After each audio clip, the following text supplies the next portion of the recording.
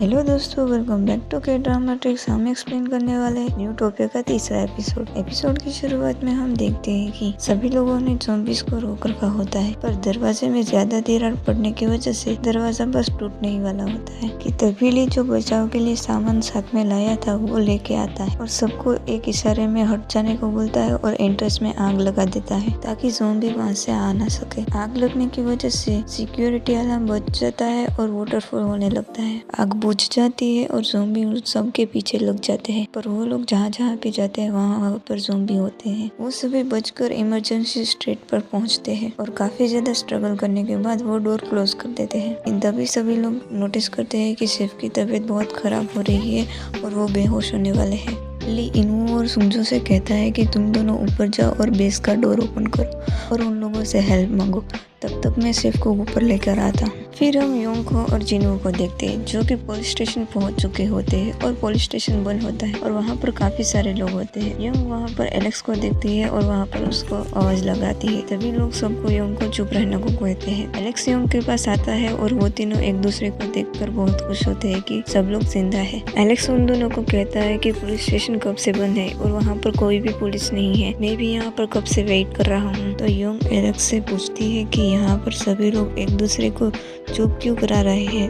अभी एलेक्स कहता है कि ज़ॉम्बी साउंड से अट्रैक्ट होते हैं। यहाँ पर अभी किसी का फोन बजा था और भी आ चुके थे। और जिनू कहता है कि मेरा तो फोन चोरी हो चुका है और योंग अपना फोन बंद कर लेती है। बंद करने से पहले ली को मैसेज भेज देती है। और यहाँ पर हम बेस में देखते हैं कि हेड कमांडर स्कॉट कमांडर से कहता है कि तुम नीचे जाकर देखो ली और इनू कहाँ पर रह गए। स्कॉट कमांडर नीचे जाने के लिए डोर ओपन करता है, तभी सामने इनू दिखता है, इसके साथ सोजन भी होती है। सोजन को देखकर सभी लोग उस पर गन पॉइंट कर देते हैं, पर इनू उन सबको बताता है कि वो ज़ॉम्बी नहीं है। थोड़ी देर के बाद ली भी शेफ को लेकर ऊपर आ जाता है, रिलैक्स हो जाता है कि फाइनली वो अपने बेस पर पहुंच चुके थे।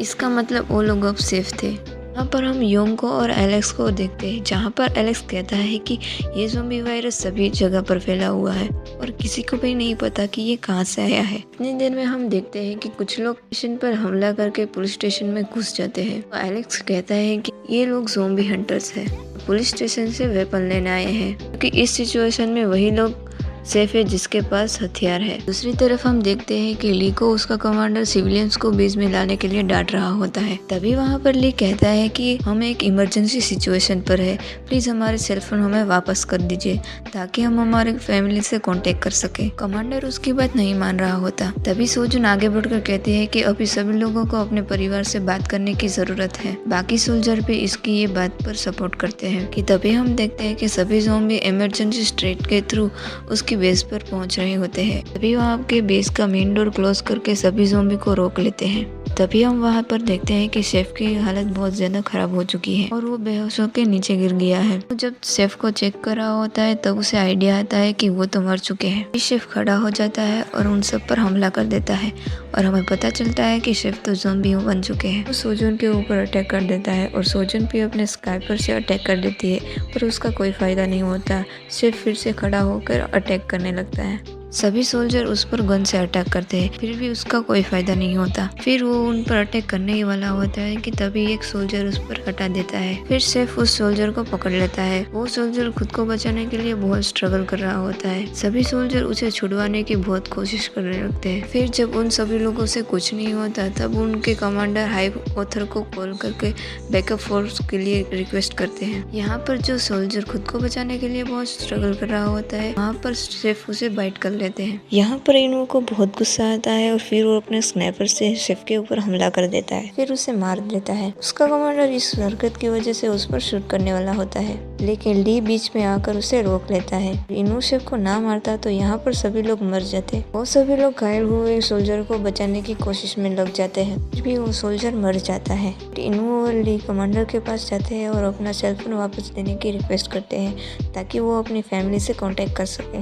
कमांडर कहता है कि यहाँ पर ऐसी हालत है और तुम्हें अभी भी सेलफोन की पड़ी है। तभी स्क्वाड कमांडर कहता है कि हमें कम से कम उस सोल्जर की फैमिली को इन्फॉर्म तो कर ही देना चाहिए। ये सुनकर कमांडर को भी रियलाइज हो जाता है कि ये सब लोग सही कह रहे हैं। कमांडर सभी लोगों को अपने सेल फोन दे देते हैं। वहाँ पर ली योंग के इतने सारे मैसेजेस देखकर बहुत परेशान होने लगता है। यहाँ पर हम योंग, एलेक्स और जिनू को देखते हैं जो कि पुलिस स्टेशन से भागकर और ज़ॉम्बीज से बचते बचा तक एक म्यूजिक शॉप पर आ जाते हैं। वहाँ पर योंग को भूख लग जाती है और एलेक्स कहता है कि तुम दोनों यहीं पर रुको, मैं खाना ढूंढ कर लाता हूँ। उसके इस केयरिंग नेचर को देखकर योंग कहती है कि एलेक्स कितना अच्छा है ना, आज वो नहीं होता तो हमारा क्या होता। वहाँ पर जिनू कहता है कि तुम ये मत भूलो, मैं यहाँ पर सिर्फ तुम्हारी वजह से हूँ, मैं सिर्फ तुम्हें ड्रॉप करने जा रहा था। और ये सुनकर योंग उससे माफी मांगने लगती है। तभी वहाँ पर योंग की नजर एक म्यूजिक टेप पे ऊपर जाती है जिसे देखकर उसे ली की याद आ जाती है क्योंकि ली को वो सॉन्ग बहुत पसंद था। दूसरी तरफ हम ली को देखते हैं जो कि योंग के मैसेज देखकर रो रहा होता है क्योंकि वो उससे कांटेक्ट नहीं कर पा रहा होता। उसे उसकी चिंता हो रही होती है। वहाँ पर एलेक्स योंग और योंग को कहता है कि मैं ईडन होटल पर रुका हुआ हूँ। वहाँ पर योंग कहती है कि उसका बॉयफ्रेंड वहीं उस बिल्डिंग के ऊपर ट्रेनिंग के लिए गया हुआ होता है।